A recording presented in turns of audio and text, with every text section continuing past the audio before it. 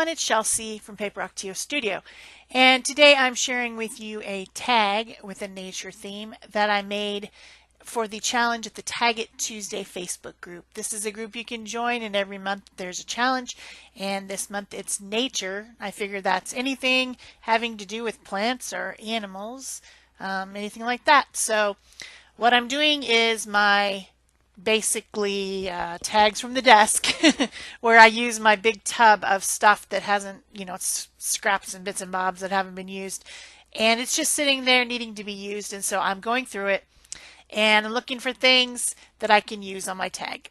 I found these sticks. I don't even know what they were doing in there. They had some thorns on them, so I broke the thorns off. And then I found some different greens and blues type colors. I figured those were appropriate. I found that quote, but it was way too big, but it would have been perfect for the tag because it was all about nature and being inspired by nature. So I'll have to use it on something else. It was too big for the tag. This is a standard shipping tag, and I have a whole box of these. I love to alter them. I send them to people instead of cards.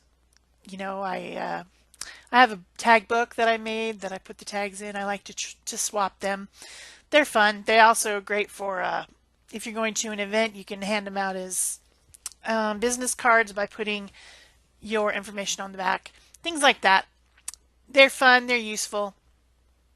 I like to mess with them. And I do have a huge box. I ordered 1,000 blank shipping tags one time from Amazon, and so that's what they are, manila cardstock. So I have these different blue and green gel prints that are made using sprays. The sprays from Tattered Angels. I did a jelly printing video. I'll try to find it and put it in the iCard using sprays on the plate and how to do that. I think this one's just a regular acrylic paint one, the one on the bottom, but the other ones were done with stencils and sprays, and they're still sitting in that box haven't been used yet. So I figured I would use them up, making kind of a sky and a ground and maybe some bushes, things like that. Wasn't sure exactly what I was going to do. And then I have a couple scraps of these what's it called, fluted paper from Canvas Corp that are just in there. They're just, pieces. And then this scrap is from a bag, actually, a paper bag that had some kind of animal themed printing on it, and they're just little pieces left over. So I'm just putting them down randomly, making kind of a tree on the right. That's something that I do a lot. And I knew I was going to put my sticks on there, so I was just kind of filling in the background with these different collage pieces. Excuse me. This whole tag ended up being a collage tag. I didn't do anything else except for a lot of collage on it. And I enjoy collage so much that this is very, very, very enjoyable for me as an activity. I just love doing this. So now I have my 2 pieces of sticks. I must have collected these from our wash. Couldn't tell you what plant they're from, but I must have needed them for a project, and then I didn't end up using them or something. And they've just been in that little plastic bin ever since at the bottom. Found them in the bottom there.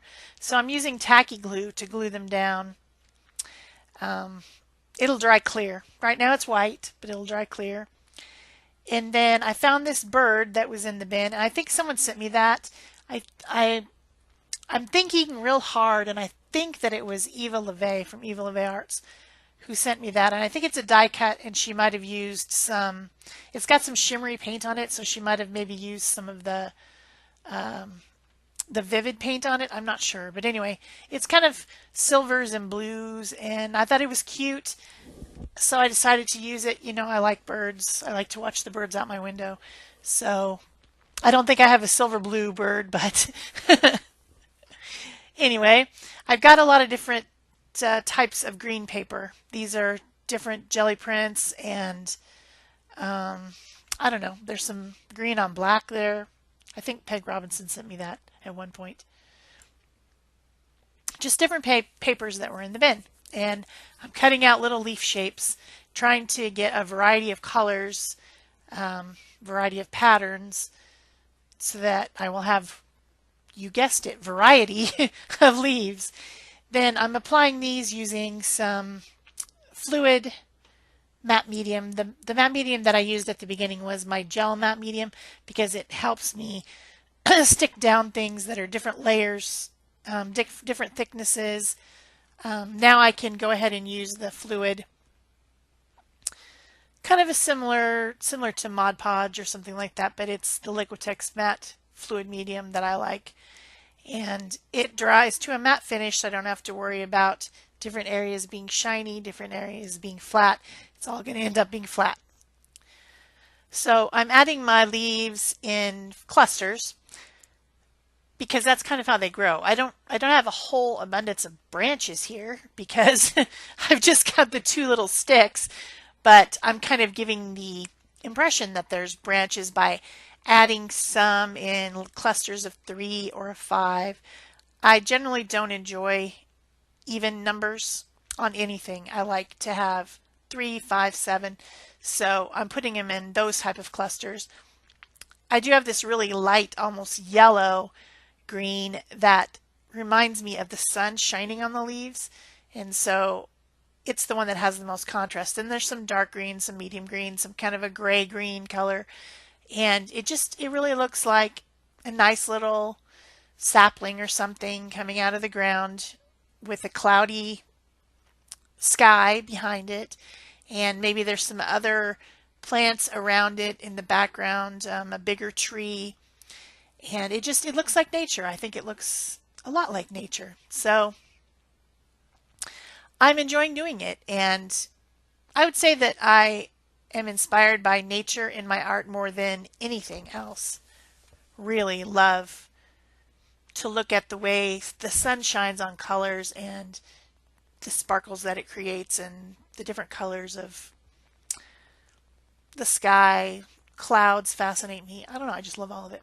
So I do decide to use the little bird, and I was going to glue him down, and then I realized that when I put the tail over the stick that it's going to distort the shape, and that's not cool. It's going to make him look like he has a funny broken tail. So I decided to use foam tape. This is a gigantic roll of foam tape that I got from a home store, and I need to kind of like adjust it so that his tail won't be bent and there'll be a space in between that can accommodate the size of the stick. And that's all I really was worried about. The foam tape is slightly thinner than the width, the circumference of the stick, so it will still be bent slightly, but not nearly the amount of that it would have otherwise. Also, the tail's sticking out over the tag, but I don't really mind that. I think it looks cool when things break the border. I am going to put another piece of paper behind it to create a frame and also to extend out the tag a little bit so that that tail won't be sticking so far out, but still it will stick out, and that's fine with me. So then I want to add some shadows, and I want to create dimension so that things look more visually interesting.